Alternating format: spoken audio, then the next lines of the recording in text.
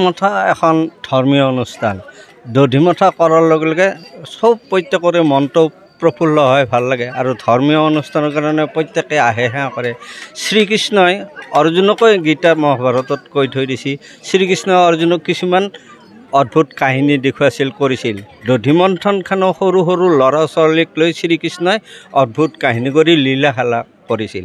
সেই অদ্ভুত কাহিনী লৈ যাতে সমাজত বেয়াটো দূৰ হৈ ভাল স্থাপন কৰে, শ্ৰীকৃষ্ণই সেনেকৈ দেখুৱাই দি গোপিনীসকলৰ লগত লীলা খেলা কৰিছিল। অৰ্থাৎ মাখন চুৰ কৰিছিল, খাছিল। গোপালসকলকো সেনেকৈ দি গোপালসকলেও নানা ধৰণৰ যি ঋষিমুনি মাখনত যজ্ঞত ফল মূল খুৱাব গৈছিল।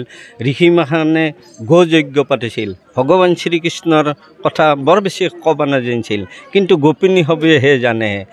গোপালসৱে এই ঋষিমুনিক এই বস্তু খুজিব যাওঁতে অলপ দুখ কৰি কৈছিল। তেতিয়া তেওঁলোকৰ অপমান সহ্য কৰি আহি কৃষ্ণৰ ওচৰত গোপাল মাখনে কান্দি কান্দি ক'লা। তেতিয়া গোপাল মাখনক শ্ৰীকৃষ্ণই গোপিনীসৱৰ ওচৰলৈ গৈছে। গোপিনীসৱে ইমান আৰাধনা কৰিছে শ্ৰীকৃষ্ণ ৰামকৃষ্ণক যেন তেওঁলোকৰ মহিমা অদ্ভুত কৰি দিছে। তেতিয়া শ্ৰীকৃষ্ণৰ কথা শুনি আহি চব গোপীসৱে দি পেলাই এই দধিমন্থন আৰম্ভ কৰিছিল।